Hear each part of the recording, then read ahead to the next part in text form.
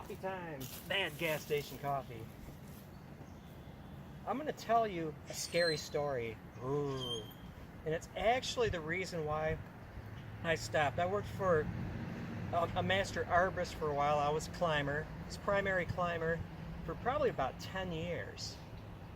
And in that time, I was trained according to ISA, International Society of Arborists standards, in the technical aspect of climbing, although there's a great deal of creativity that goes along with it, where I even incorporated some rock climbing tactics into mine when I had to deal with trees that had hollow spots and I had to climb above them, where I'd actually have it like the pitons or the nuts in the rock. You know, it stages along your climb. I had a system using like butterfly hitches and other carabiners along the way, so if the top did break out, then conceivably the roping along the way would stop me on the way down. It may or may not have worked, but you know, it gave me a little confidence, because sometimes, you know, given the job, when you wake up, get your equipment together, go to work, you know, there's a possibility you're not going to make it back, because in the tree business, you know, it's one of these occupations where there's 100% injury rate. Everyone that enters it is going to get injured. It just depends on how much you get injured. Fortunately, I only hurt my back a couple times, you know, that kept me out of it for a couple weeks at a stretch, and like 14 stitches, and that was it. So I got off lucky, and part of it is because I think my way through things. I'm not fast, I'm not impulsive. You're able to study things. Now, the last thing I want to do is come off as a training video. I'm not prepared to teach anybody the proper use of the chainsaw and also how to take things down. People talk about gun control. I think in many ways there should be chainsaw control, because anybody can go to Home Depot or go to, you know, your local Husqvarna or John Surratt or steel dealer and buy a chainsaw and go off and kill themselves because they don't have training. It is not in our DNA as guys on automatically knowing how to use a chainsaw and being able to calculate risks as far as trees go and figuring out the impulse and what's going to happen. So definitely don't do as I do. You have to treat these things with the utmost respect, because you don't know what's going to happen.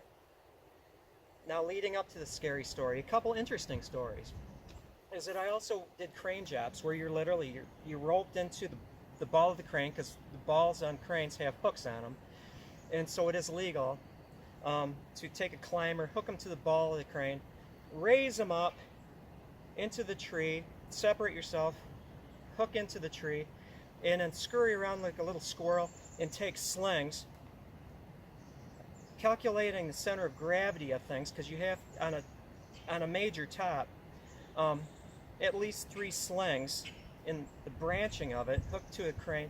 Then you get underneath it and you could be way off the ground, make your cuts, and I never got used to having the top float over my head. That was weird. And one funny story is the only time I ever like screamed in a tree was I was in this giant willow.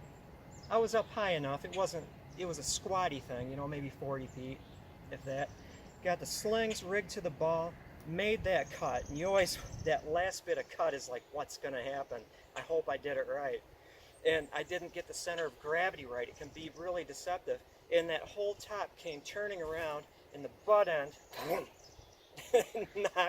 knocked me off my spurs, and I was roped in. But I'll tell you, that was a heavy top that knocked me for a loop.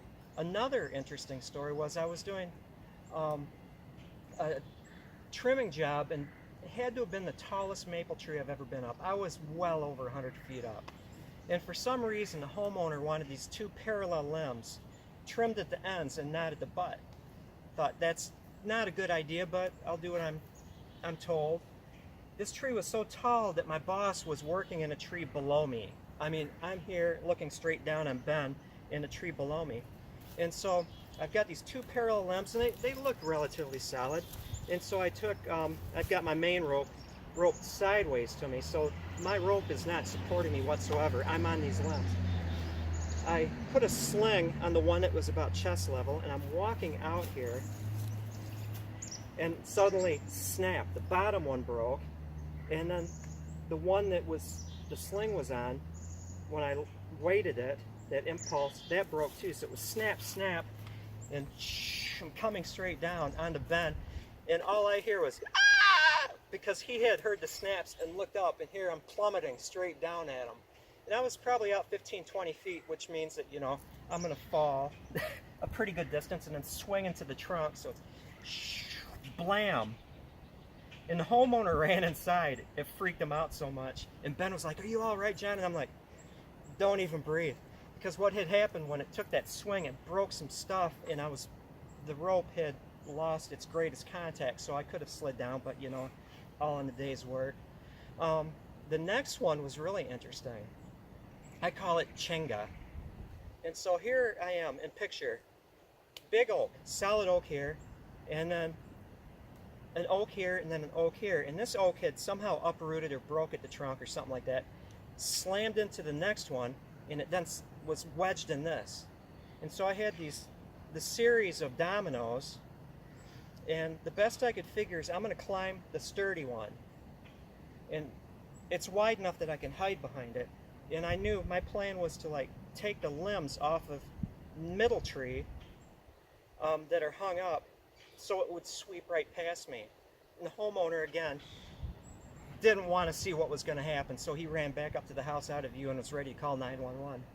And what I did was, I was up there, not very high, maybe 30, 40 feet, playing Jenga, sawing the limbs, and you have to get your cuts right, or else the saw's going to jam. And so, cut, and when those things let loose, I'll tell you, it was like an explosion. And so as soon as I made that final cut, I hid behind a tree and saw on either side just sweeping right past me. That was cool. And the homeowner heard it crash and then came running down, and I was fine. Okay, now those are exciting stories. That's not the scary one.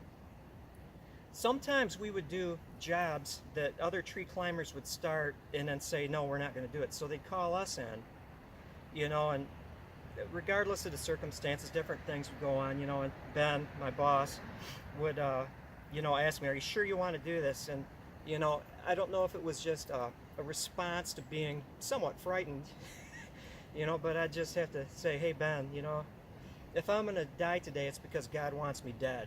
And it's kind of that fate thing when your number is up. Well, I was doing this oak tree, and it started growth in an area that was brushy, so it wasn't like a lone wolf tree that had, you know, wide branches starting off the ground. It was tall, really tall, and basically straight up. And I knew that had some rot in it, because as I'm climbing up, I'm looking in the knot holes and I'm just seeing hollow spaces. Not good. And I get up there. Something remarkable happened during this adventure that I can't explain. So I get up there, get all secured in. I'm on spurs because it's a takedown. I never climbed live trees that I'm just trimming on spurs. It's all on rope. So I'm up there, and I make my face cut, you know, the bird's mouth joint. Looking at it, everything is good. When you're doing that face cut, you want to make sure that, you know, you have a nice even intersection of those things, because you have to have it clean, or else you're not going to be able to control your hinge much. Everything's good except the fact that when I made that face cut, there's a lot of hollow in there. It's like, that's scary because it means that the top is not going to be predictable, but what you do is you do it the best you can, and just, you basically have to hope for the best. I did my back cut, and I'm never going to you know, get the back cut in the wrong position or go too far, because it ruins your hinge. You have to have that hinge to control it. Well, what happens is when you're up in a tree and you take that top down, it pushes against the trunk. And so, you know, it rocks and rolls. In fact, that's what they call a tree worker's convertible. You take the top down and go for a ride. I did that cut, got my back cut on there, went to push it using my wedge. Nothing would happen. There's nothing holding that top up. I'm not going to cut all the way through it, because that's a sure recipe for disaster, because it could come down on top of me. So I didn't know what to do. It should have come down. There's no more wood holding that top. It's being held on by some mysterious force. And so I did what you're not supposed to do. I had no choice. I climbed back down. Now I'm holding my breath and being as careful as I am because that top could come down at any minute. And I made it down to the bottom. Whew. Good deal. Went out a piece, you know, away from the top, and I took my big shot. It's a slingshot that throws a shot pouch over it with a slick line. Got it over there, rigged up a rope on the top, and from a safe distance, gave it a yank, and that thing just came down. What happened when that came down is the impulse from the base where the cut is, pushed against the trunk, and that entire trunk came down like a planned explosion of a building, like a smokestack. It just came straight down. And I swear that the only thing that was holding that trunk up with me at the top with that top cut was a lot of sawdust and rot and bark. I have a section that I made a table out of in my living room, hollow, and the wood is this thick, and that was at the thickest portion of wood on that trunk. I should not have made it down from that tree in one piece. And I cannot explain how it happened. When I cut the top, it should have fallen. All along the way, I should not be here because of that tree. And that was my wake-up call. I'm not messing with dead hazardous trees anymore.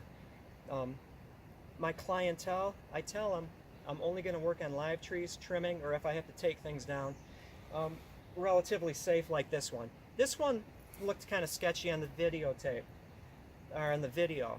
But on the ground, with the experience I've had at doing stuff like that, I don't know if you can see it, this is the brush pile. This is the extent of that tree, the branch wise, and then the trunk right there. Relative to what I've done in the past, you know, in my professional life as a tree climber, this would rate like 1 out of 10 on the scary scale. It just wasn't scary. It was very predictable. It was a relatively light tree as trees go because it was slender, and it was hung up in a way on these cedars back here, solid cedars, with its slender, flexible, and very brushy top. So even if it did things that I didn't want it to do, which it did expected things the entire time from start to finish, it's not going to move fast enough that I couldn't just jump out of the way. So, you know, it was just kind of a fun exercise in taking a tree down. It worked exactly the way I wanted it to. And again, you know, respect the chainsaw. The things are dangerous. Trees are a lot heavier than you think they are.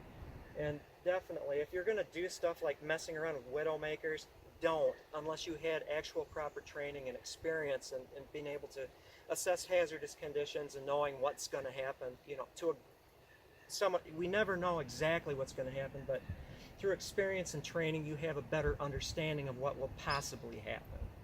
So don't be stupid and improve your manhood by going out and buying a chainsaw and doing dumb things that are going to land you in trouble. I've been witness to accidents, usually by people that are inexperienced in learning how to do tree work. I could tell you stories, but I'm not going to. You can see enough of those stories on YouTube. Redneck tree cutting. Stupid person does tree cutting. There's a plethora of them. Have a good day. Thank you for watching.